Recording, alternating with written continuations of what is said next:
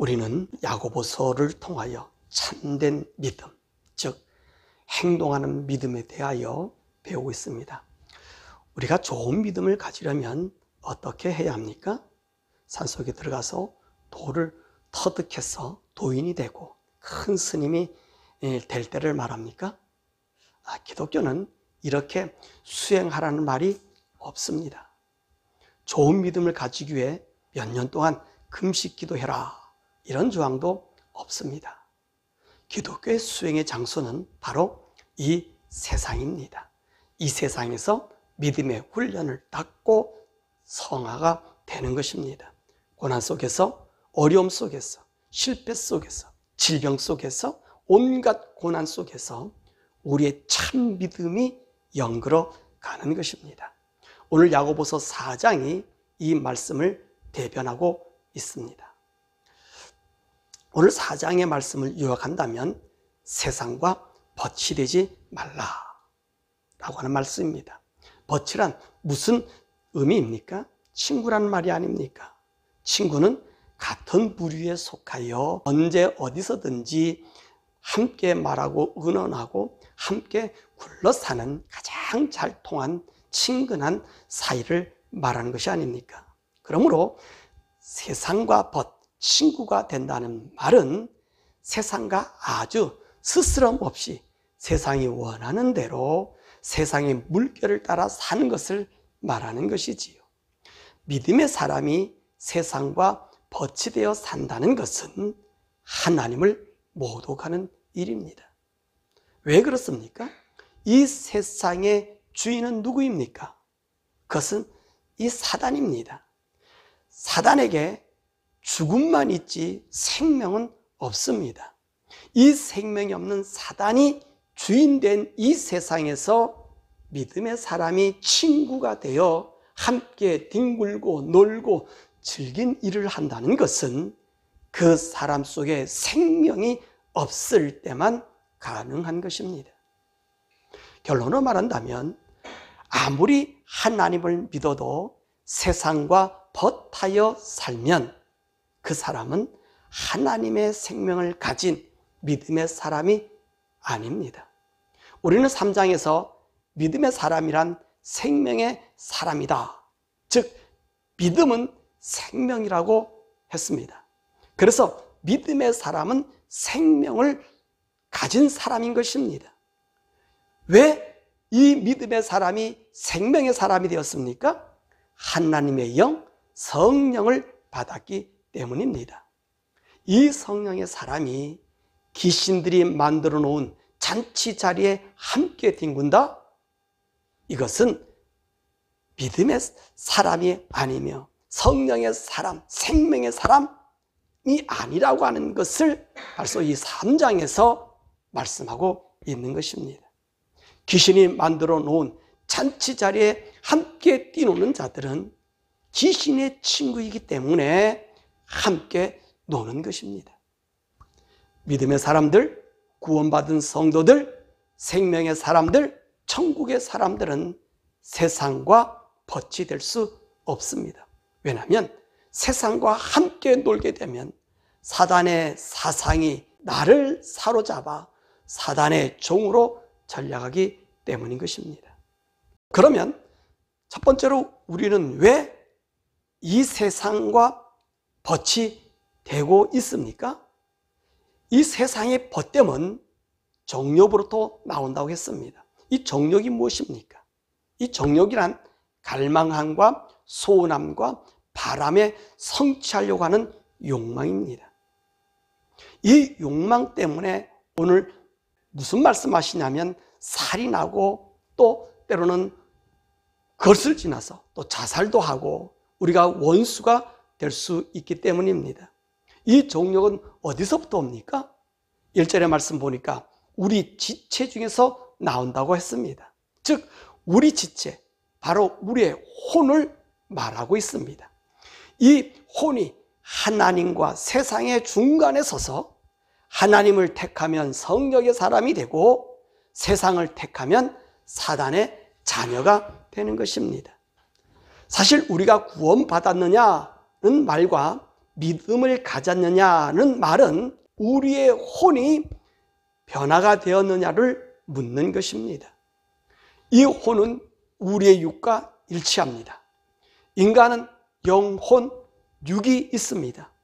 이 영은 우리의 영원한 세계를 결정하는 요소라면 혼은 육, 즉 생명과 혼합이 되어 있습니다. 육은 혼의 움직임에 거의 다 함께 한다고 보면 됩니다. 그렇다고 해서 혼과 육은 완전히 다른 것입니다. 이 혼은 무엇이냐면 우리의 인지 능력입니다. 이 인지 능력에 성령이 임하면 이 혼은 하나님의 성령을 따라 하나님의 뜻을 따라 살게 됩니다.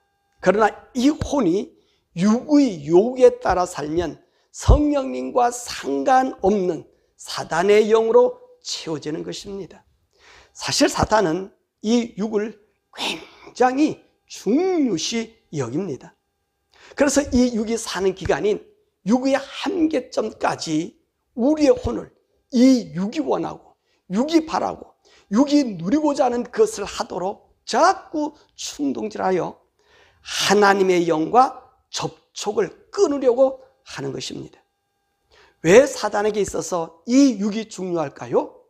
사실 아담과 하와의 저주에서 보듯이 육신의 생명은 이 땅이 존재하는 날까지입니다. 그 혼이 떠나면 육신은 흙으로 돌아갑니다. 그러므로 이 육은 흙으로 돌아가는 것을 꺼리는 것이지요. 왜요? 육이 혼과 결합하여 사는 기간이 오직 이 땅이기 때문입니다. 사단은 이것을 노리는 것입니다.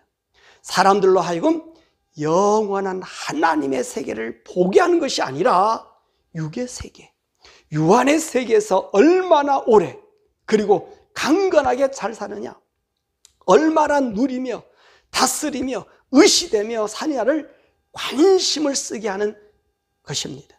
또한 사단은 너희는 육으로 끝나면 모든 것이 끝나는 사상을 계속 주입시키는 것입니다.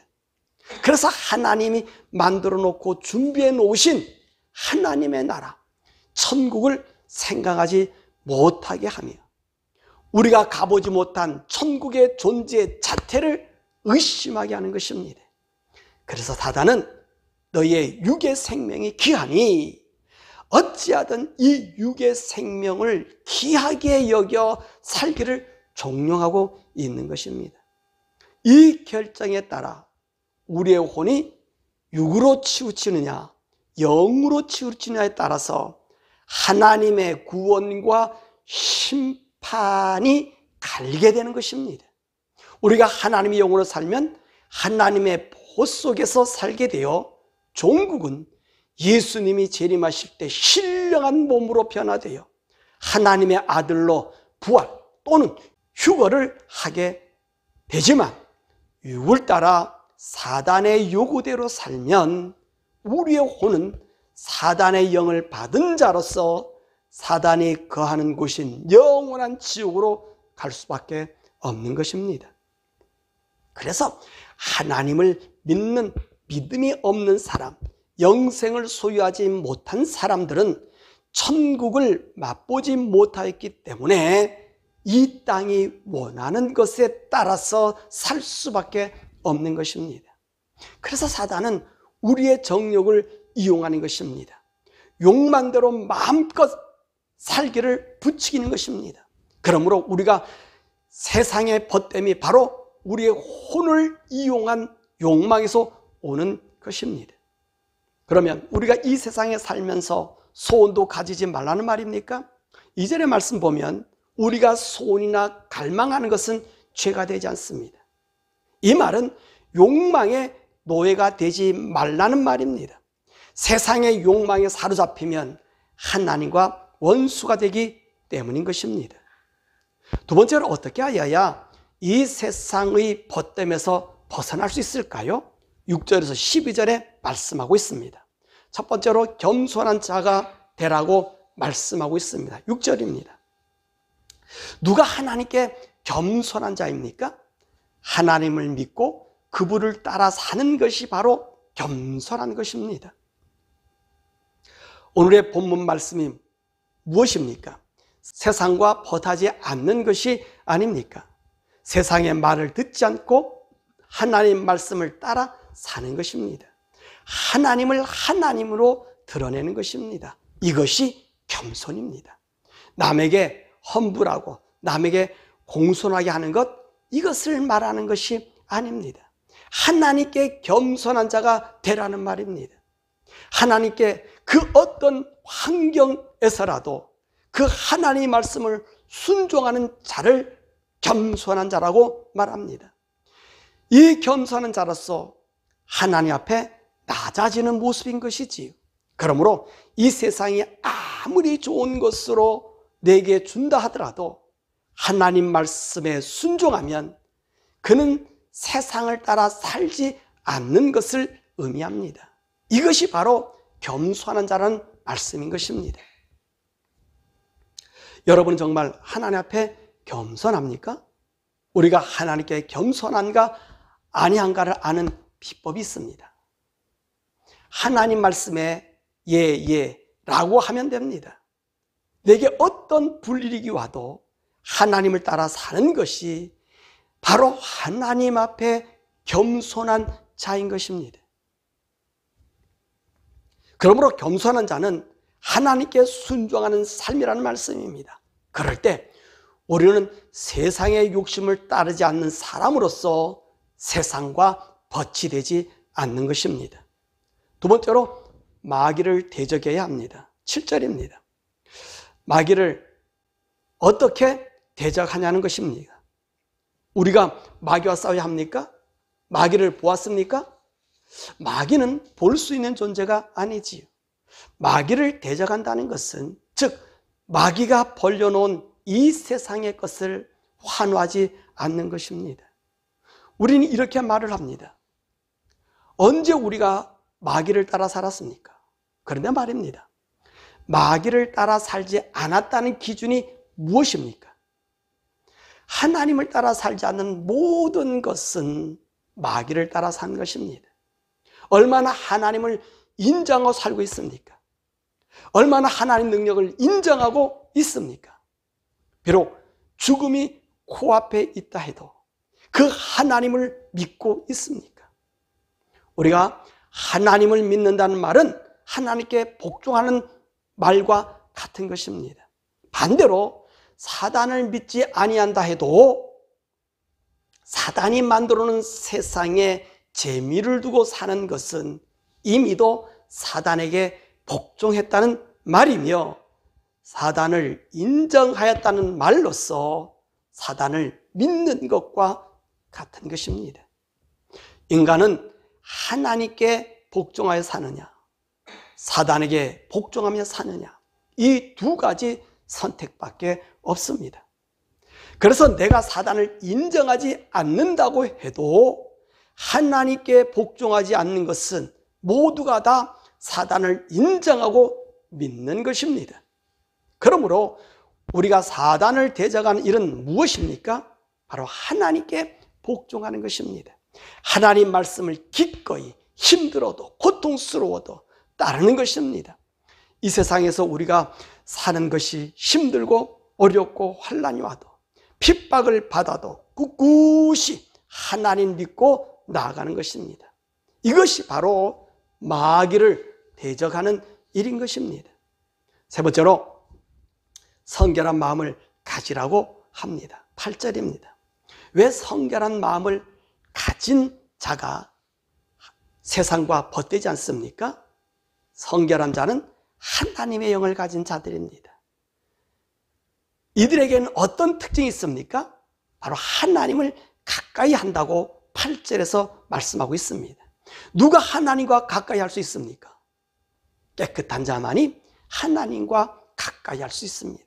그래서 죄인들은 손을 깨끗이 하고 두 마음을 품지 말아야 하는 것입니다.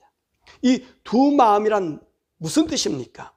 세상과 벗되어 세상도 사랑하고 하나님도 믿어보고 하는 그런 마음입니다.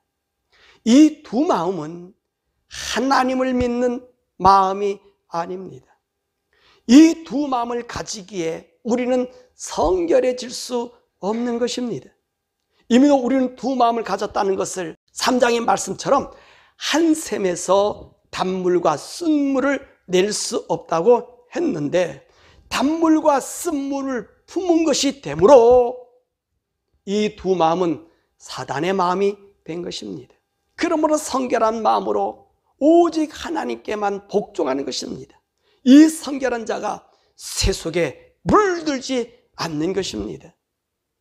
세속에 물들지 않는 자만이 야고보서 1장 27절의 말씀처럼 하나님 아버지 앞에 정결하고 더러움이 없는 경건한 사람이 될 수 있는 것입니다. 네 번째로 서로 비방하지 말라고 합니다. 11절에서 12절입니다. 왜 비방이 생깁니까? 내가 손해를 보았다는 생각, 누군가 나를 거슬렸을 때, 내가 정한 기준에 미달이 되었을 때 비방합니다. 내가 남을 비방하는 것은 내가 심판자가 되었다는 말입니다. 성도는 남을 비방할 권리가 없습니다. 왜입니까? 우리는 하나님이 아니기 때문입니다. 내가 남을 비방하는 것은 내가 하나님을 자청하는 것입니다. 이렇게 비방하는 사람을 본문에서 무엇라고 말씀하고 있습니까? 11절과 12절의 말씀을 함께 보시겠습니다. 11절, 형제들아 서로 비방하지 말라. 형제를 비방하는 자나 형제를 판단하는 자는 곧 율법을 비방하고 율법을 판단하는 것이라. 내가 만일 율법을 판단하면 율법의 준행자가 아니요 재판관이로다. 입법자와 재판관은 오직 한 분이시니 능히 구원하시기도 하시며 멸하시기도 하시느니라. 너는 누구에게 이웃을 판단하느냐? 참, 이 말씀을 우리가 따르기가 참으로 어렵습니다. 참으로 어렵습니다. 나도 모르게 습관처럼 남의 말을 하고 있는 것을 우리가 볼 수 있지 않습니까? 그러므로 우리는 참 이 말을 조심해야 됩니다. 그러므로 우리 믿음의 사람은요, 말 없는 것이 가장 좋은 처신입니다. 더욱이 우리가 우리의 삶을 한번 뒤돌아보세요.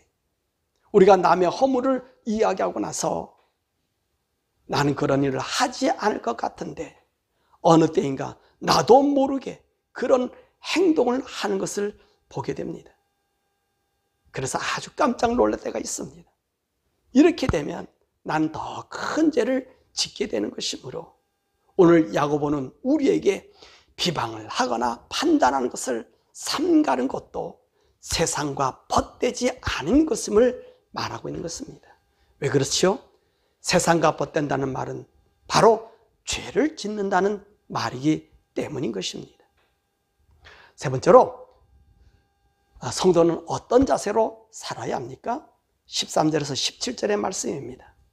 장사꾼의 예를 들면서 우리의 계획된 삶으로 우리가 무엇을 성취하겠다고 말하지 말라는 것입니다. 왜 그렇습니까? 우리가 어떤 계획으로 우리의 삶을 계획하다 보면 욕망이 우리를 사로잡아 세상이 원하는 것을 할 수밖에 없기 때문인 것입니다. 왜 그렇습니까?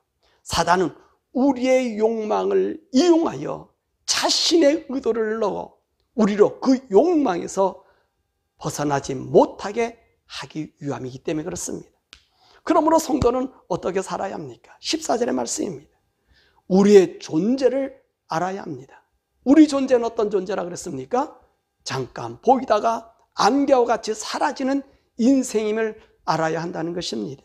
그러므로 우리는 어떤 계획으로서가 아니라 하나님의 뜻에 붙들려 살아야 하는 것입니다. 성도들은요, 하나님께서 핸들하심으로 이 세상을 살아가는 것입니다. 그렇습니다. 성도는 하나님께서 우리의 삶을 주장하십니다. 왜 그렇습니까? 이 세상은 사단이 왕으로 다스립니다.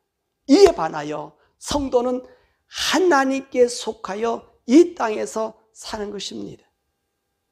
이 성도들을 사단은 할 수만 있으면 하나님의 생명을 빼앗으려고 하와에게와 같이, 예수님에게와 같이 항상 유혹하고 넘어뜨리려고 수없는 함정을 파놓고 있는 것입니다.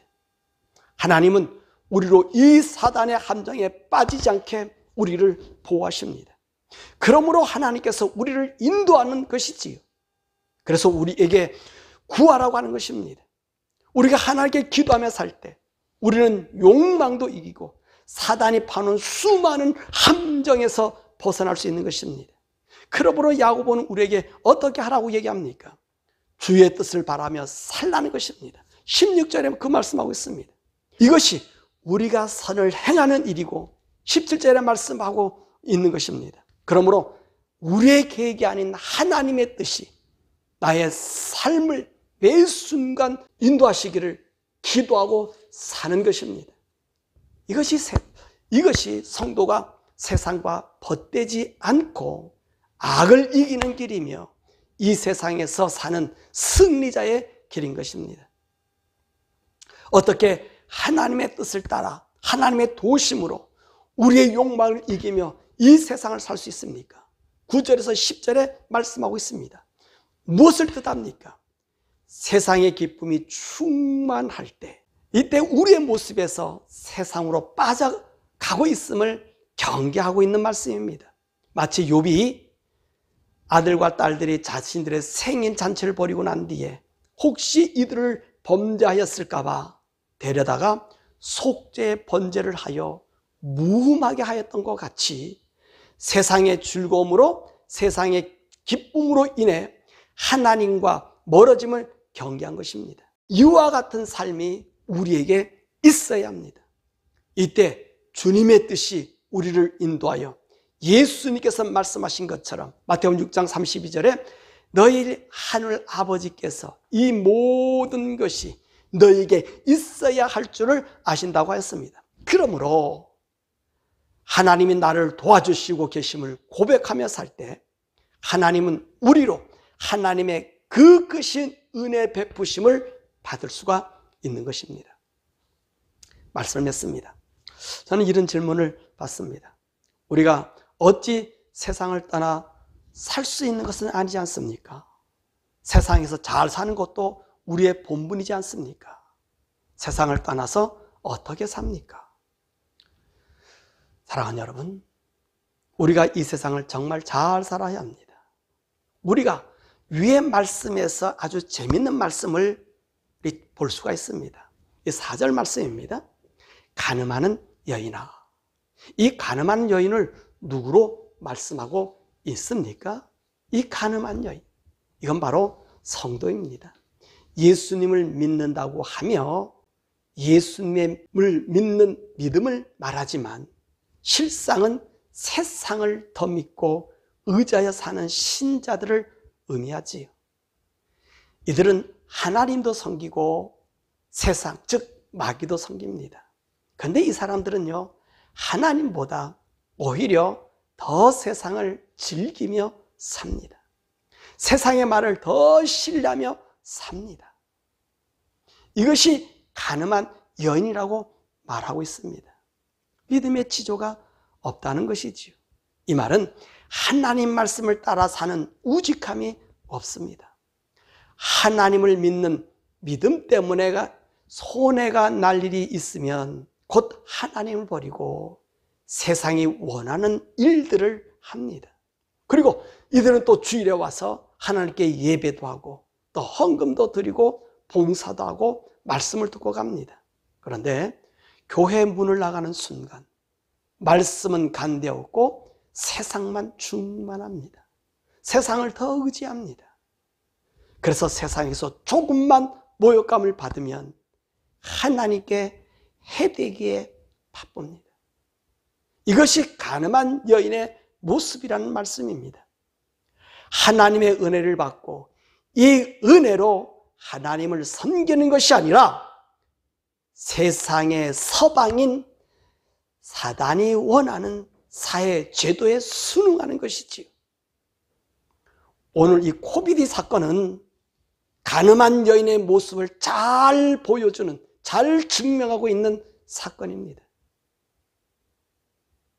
믿음의 사람, 생명의 사람, 예수 생명의 피를 받은 사람은, 그래서 우리의 영이 우리의 온 혼과 육을 다스리는 받는 사람은 결코 세상과 함께 들구지 않습니다. 오직 주님이 주실 영원한 천국의 영광을 바라보며 세상의 욕망에 울고 웃고 하지 않습니다. 하나님의 뜻을 어떤 환경에서든지 드러내려고 하는 것입니다. 핍박과 환난과 어려움이 와도 이 믿음, 이 생명, 예수의 핏값을 결코 양보하지 않는 것입니다. 그러면 사단은 우리를 함부로 하지 못할 것입니다. 그리고 하나님은 우리를 지키십니다. 더욱이 하나님 우리 아버지가 우리 지키심에 대하여 5절에서 말씀하고 있습니다. 우리 5절을 함께 읽어보시겠습니다. 너희는 하나님이 우리 속에 거하게 하신 성령이 시기하시기까지 사모한다는 하신 말씀을 헛된 줄로 생각하느냐. 예, 하나님이 우리를 성령님보다, 우리 하나님 아버지가 성령님보다 더 우리를 사모한다는 것입니다. 그러므로 우리가 하나님의 뜻을 따라서 하나님 말씀대로 살아간다 그런다면 하나님이 우리를 지키신다는 거예요. 그런데 우리는 이 하나님 지키심보다 눈에 보이는 이 세상, 영의 세계가 아닌 육신이 원하는, 이 육신이 바라는, 사단이 만드는 이 세상을 즐기기 위해서 여러분 하나님의 지키심을 떠나고 있다는 거예요.